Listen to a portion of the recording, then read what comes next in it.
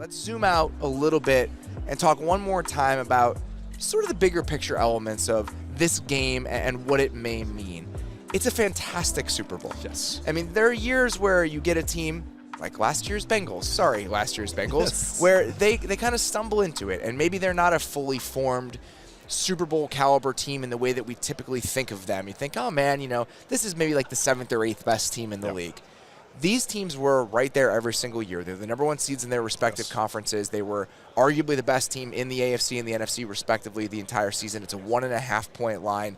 You have so much star power on both sides of the ball. You have the best quarterback in the league. You have a star-laden Eagles team that has high-level players at every level of their offense and defense. You have a Super Bowl winning, all-time great head coach. You have a new up-and-coming head coach. The storylines galore. You have a quarterback who has just gotten so much better over the last year and has kind of emerged on the scene against the guy who has owned the league essentially since he walked into it. You can't ask for anything more. You have two brothers playing against each other in the Super Bowl. I know, they checked every box with this. We can keep going and going and going. You couldn't ask for anything more from this game on a narrative level, let alone the matchup stuff that we're going to dig into here in a second. And even just, for nerds, it's great. The team building aspects and the line play is amazing. And talking to different guys this week, not just guys, ladies as well, different people this week, is everybody's in the same boat going like, I'm just excited to see what unfolds just like we are. I'm excited to see you got awesome assistant coaches. That like every aspect of this game. Special teams, we'll brush that aside. But other than that, all these other a lot of special teams notes for this? I have one line, just in case we have to hit that. If we really want to push over that 2-hour mark. But it's really, I totally agree with you. So if you're just a narrative fan, you got an up-and-coming quarterback, even like Jalen Hurts and his growth as a player and leading to what he is now. But that's like a fun story as well, because sometimes people get a little bored, with the greatness of other players. So I'm guilty of it. I'm fully ready to admit it. We all are. But that's the thing, is it's narrative, schematic, nerds, everything that you want in a game. What's hopefully the commercials are great too, because then you got everything covered. But I honestly, this is truly a game that it's been really fun to dive into, because we talked about this. You referenced the Bengals last year. And again, no offense to the Bengals. We enjoyed them a lot this year. But last year was kind of like, well, we know what they do on offense, and like reviewing them for this game or previewing, it was like 4 bullet points. All right, be ready for the go balls. But then, of course, the Bengals were better this year. But this year, it's like these teams on both sides of the ball, offense and defense. It's awesome. And that's why it's a Super Bowl. It's great. We'll talk about the story of this Eagles team a little bit. We've talked a lot over the past week or so about their path these past 2 years. It hasn't been that long since this was a team that was tanking in Week 17 with Nate Sudfeld. They were a 4-win team. Doug Peterson was getting fired, and our colleagues at The Athletic were writing very necessary exposés about how fractured of an organization that it was. But even if you kind of narrow that scope to a more recent timeline, think about how you felt about this team a year ago when they lost to the Bucs in the playoffs, and what it looked like and how different that moment feels from the team that you watched all of 2022. Yeah, and watching last year's Eagles, I remember when the Eagles and Chiefs played each other last year, we did a whole segment on Mahomes and the Chiefs. We barely even talked about the Eagles in that segment. I was calling Mahomes Thanos. And I think that was Week 5 last year. But honestly, it felt like a turning point for that team and the quarterback and then what they did on offense. And then, yes, the playoff game last year was like, okay, should this team be in the playoffs? Oh, who knows? And they were okay. They came on the second half of the year.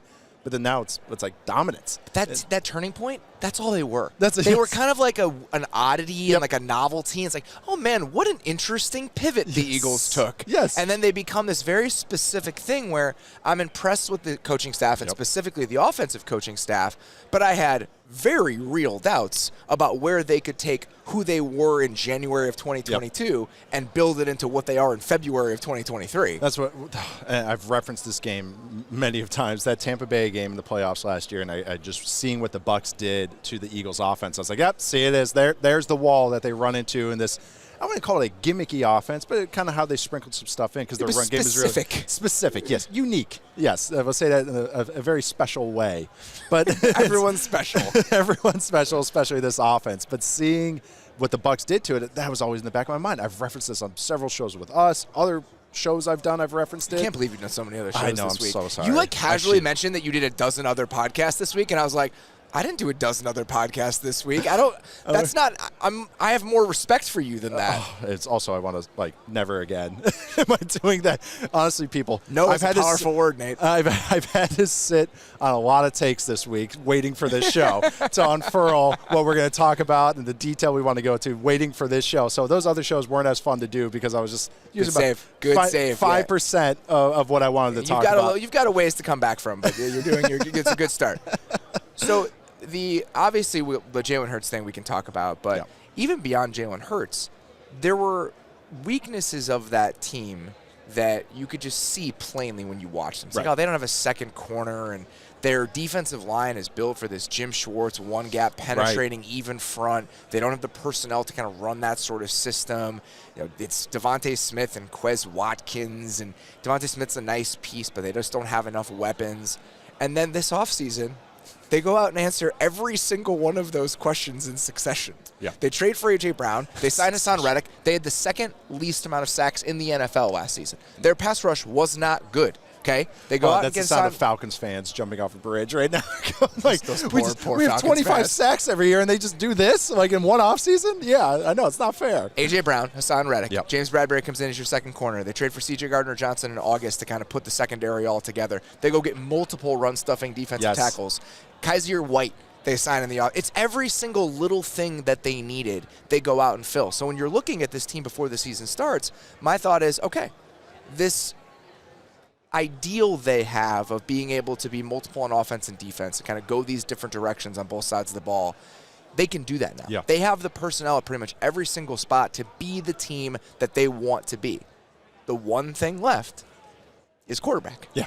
That is the one thing where it's like, all right, I'm so excited about this entire roster, and I wanted so desperately to pick them to win the NFC, and I couldn't do it because in my mind, all I'm doing is sitting there thinking about watching Jalen Hurts against the Bucs and saying, it's so far. The gap that he has to climb over is so far for me to feel like this is the best team in the conference going into the season. And guess what? He got there. Yes. And what do you think you learned the most from the progress that Jalen Hurts made this season? When we came into the year, they had an extra first-round pick. And the thought wasn't, when Jalen Hurts turns into a star, the Eagles will be great. It's, if he doesn't, that's why they have that extra first-round pick next year. So the fact that we're so far removed even from that discussion, what do you think you learned from that progress that he made this season? Well, and not only just with Jalen Hurts here, what I'm about to say, but also just all the young quarterbacks that's entered the NFL in the last few years is how much situation matters and being how much out, even the best ones, the guys like, I would bring up the number one pick, Trevor Lawrence. Look at the situation he was in last year and the growth he showed this year. With, of course, Doug Peterson's there too as well, so funnily enough. But also just with Hurts, and yes, he has shown growth as a player. Is it all the way there yet? No, I'll be honest. It's not like he's not a perfect quarterback at this point in time. This is his second full year as a starter. Exactly. Yeah. And he's going from, I'll say it, like the Oklahoma offense that he ran at the end of his college career. It's way different than NFL offense. Even what the Eagles run is different than what he was throwing and running at Oklahoma. So the growth as a player, coaching matters, situation matters, and that's when you get the growth of these players is he doesn't have to carry the load all the time. Yes, there's times where he is the best player on the field and running the ball and carrying and making great throws, but there's other times where they don't have to rely on that. And that helps with growth with any young player, much less quarterback, the most prominent position. So I think that's what it is how much these guys are susceptible to situation. And Hurts has obviously benefited from the situation, but it's helped him grow. Yes. It's helped him get better, which I think is mutually beneficial for the whole team. And that's why we're here. It's so hard to untangle that It sometimes is. when you're talking about it. The situation has absolutely accelerated what he's done, but he himself has progressed. Yes. It's just pushed that progression. Yes. And that's been very cool to watch. And the other side of it, I think it's worth mentioning every single time and bringing up, he allows them to be as flexible as they are on offense. Not every young quarterback, he's not just along for the ride. Like their flexibility is created in part because of how unique his skill set is. Right. So there's some when the Chiefs won the Super Bowl last, not even the Bucs game, but the game before that against the 49ers. It's different than when Jimmy G and we talk about how the Shanahan offense could be a training wheels offense. There's some training wheels aspects of the Eagles. There's a lot of easy buttons, but it's because of Hurts' skill set that they can hit those easy buttons. They were the best run team in the league this year. They are not the best running team in the league without Jalen Hurts as their quarterback. Absolutely not. Just watch what the run game. The run game was fine the last couple of weeks of this season, but it's a totally different flavor, totally different. Just explode. The defenses are not as scared. It's literally math. Yeah, it's just one number and another number. It really is. That's all it is. And even just the runs they can get to. They're such a gun-heavy team. Having a running quarterback. We'll reference this game a couple times, but watching the Packers are a lot of gun and they run a lot of gun runs. Aaron Rodgers isn't keeping any of those balls, and you see what the Packers have to do to change that math back in their favor. So that's the same thing. He just makes it easier on the coaches, and they make it easy on him. So, again, it's so hard to untangle this stuff, but I'm saying there's a positive way for both. The situation that the GM built, Howie Roseman, what the coaches are doing, the changes they've done, and the growth that Jalen Hurts has done because of the situation. I think there are people justifiably doubting what Jalen Hurts could be this season. No one was doubting what Patrick Mahomes is, but I still think people were wondering what this Chiefs team would look like without Tyreek Hill. You have an entirely revamped receiving core. You have this retooled secondary, no Tyrann Mathieu, no Charvarius Ward. They're getting so young on defense. When we did our preview podcast coming into the season, you were all in. You were all in on this Chiefs team. Your belief in them never wavered. Your belief in Mahomes never wavered. Why did you still think they could be here this weekend? They could be in this game despite all of those moving parts. And this is funny. Why I was so all in on the Chiefs actually makes me sound like a hypocrite of why I wouldn't have been all in on what the Eagles did. But also, they have what I think is the best quarterback on the planet. I think a lot of us think that. I think math, numbers, everything you look at, eye test, a stout offensive line, which is usually what unravels an offense that's trying to grow or be successful, a top-tier offense, which we've seen happen to the Chiefs, and also Andy Reid. And I saw what that Bengals game did. I could tell that changed what the Chiefs wanted to do. It just really did. That Bengals AFC Championship game, the second half of the game, I've referred to this a few times, they went back and ate their vegetables. They went back to the basics of what offensive football should be. I've used the term separate church and state. That's what they did to their RPOs. They said, we're just going to be a straight run team, a straight play action team, and a straight pass team because we have Mahomes and we have a stout offensive line. So let's build around it. There's no yes, they throw in some RPOs and everything and some of the Andy Reid gimmick stuff, but we don't have to be gimmicky. We're really good, so let's just embrace that. And that's what it was. I was just betting on Mahomes being Mahomes. I was betting on the offensive line continuing to be a little bit better because it's so young. The center and right guard are second-year players. And I figured Andy Reid would figure it out. I thought they just had a little fire under them. And they did. They absolutely did this entire season. They were on that warpath. The offensive line is such a good point because I think the realization they came to after that Bucs game was as long as we protect him, we can survive. We can compete. We can be in this. That's the only thing that can derail this. Yes. So they went out and very intentionally rebuilt that entire line before last season. Almost like obnoxiously so. Yes, they did it, but they did it. They really did it. And remember all of the conversations we had coming into last year about are the Chiefs going to run a lot more like gap scheme runs? Like, is that going to be more a part of who they are? And it didn't really happen last year. It didn't. They still kind of lived and died by a lot of inside zone. And this year, it did happen. In year 2, we kind of saw that diversity of the run game start to build up. And we really saw that offensive line solidify because when I've talked about this team over the last 6 months or so, the way that I've always framed it is, okay, if you have Mahomes and Andy Reid, you can change the things that are orbiting that pairing. But the offensive line is the other part of that kind of rock-solid foundation along with Travis Kelce. But you mentioning the line there is really, really good because sometimes I forget how important that is and how steady that has been as all the other things have changed. And I think deservedly so. We've talked a lot about the Eagles' offensive line. The Chiefs' offensive line has 2 All-Pros as well. It's a very, very good group. Like they're solid across the board, even whatever you want to say about their tackles and everything. But it's a very good offensive line. And I also think, too, is with Travis Kelce and how he gets used as their X receiver, and we talked about this yesterday on our show, talking about the 10 factors or 10 players. We know no one remembers what it was called. but with Travis Kelce is that since he's their X receiver, they could use their other receivers as kind of super role players. Yeah. And that's why I wasn't maybe as scared as other people. Well, losing Tyreek Hill, trust me, my dad was on a team that traded away Randy Moss. I can see what happens when you trade away the deep threat that's one of the best receivers in the game. Randy was the best at the time. But did you see the piece that Albert Breer wrote about the trade when he talked to Brett Veach this week? No. He said that he didn't want to take the Jets offer because the Jets offer was just the 10th overall pick, and Brett Veach didn't want to be the guy that traded Randy Moss for Troy Williamson. Yeah. Sorry, buddy. This is okay. It's okay. It doesn't. Could have had DeAndre Ware. I still think about it. Don't worry. It doesn't live with that 2005 draft. We had Erasmus James in Troy Williams, and that's how we got the. Yeah, go Badgers. But that's because having Kelsey and all that. When they signed MVS and signed Juju, and I was seeing, I kind of saw the light. Even if some of what they've done hasn't been exactly what I was predicting, it was they're using those guys as the tight ends, and Kelsey is the receiver in this offense. And I didn't really picture their use of tight ends, even we'll talk about this a bunch, their 12 and 13 personnel stuff. I didn't really see that as the light of what they would do, but that's Andy Reid being Andy Reid, and that's why he's very good at finding different answers with his personnel. And so that's Travis Kelce's outstanding, and seeing these guys, I think they were like, let's have a bunch of B-type players because Mahomes is going to make them B+, A- type players just because he puts the ball right into their chest. There are times coming into games like this where Troy Williamson got referenced. I'm like, sorry, buddy. No, it's okay. I know. We do enough Bears. We do enough Bears talk. So so that was deserved.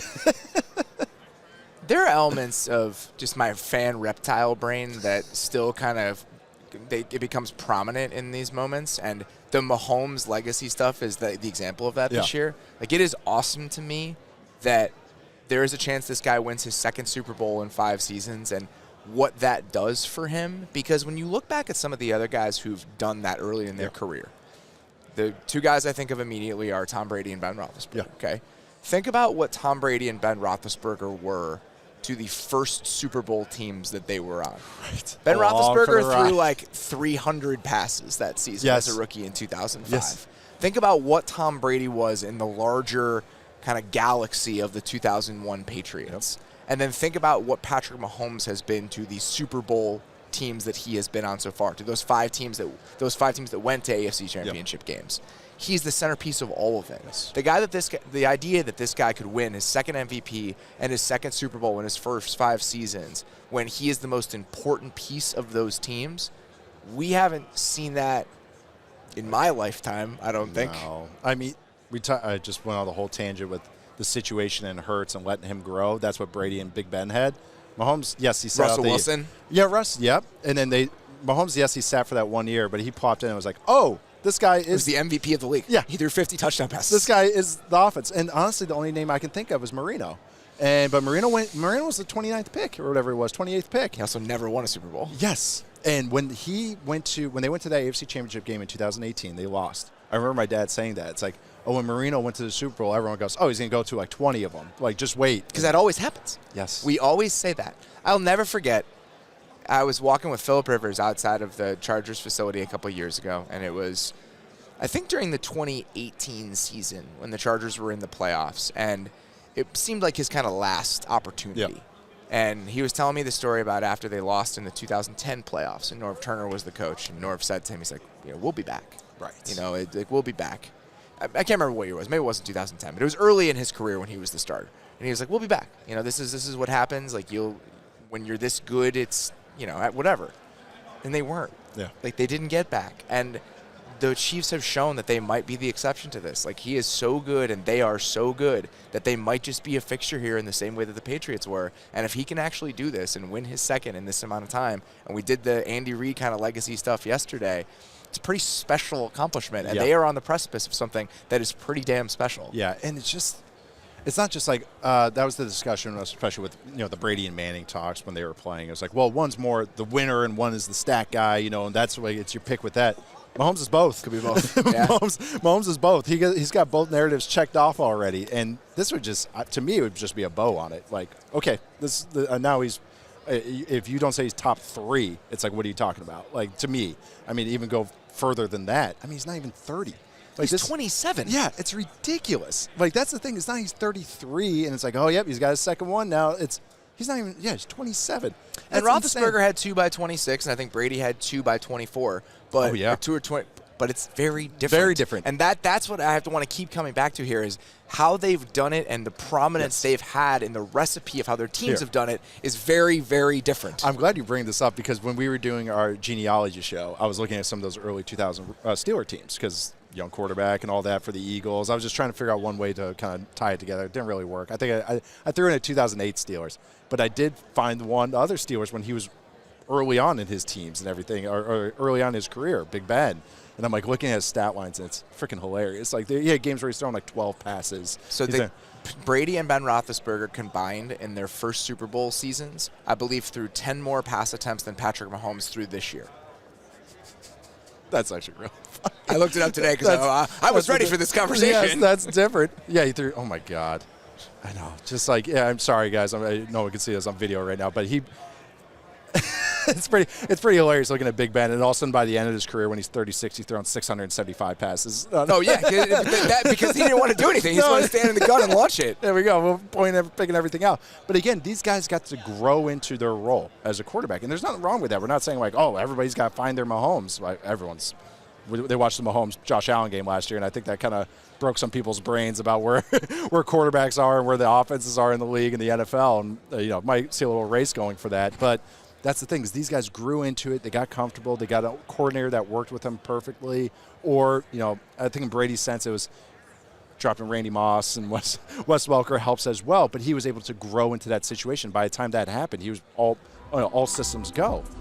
Mahomes just popped right in and did it, which is, again, it's absurd. I mean, the only other guy we've had recently is Lamar, and they lost in the playoffs in the first round for them, or divisional round. So you don't really see that too often.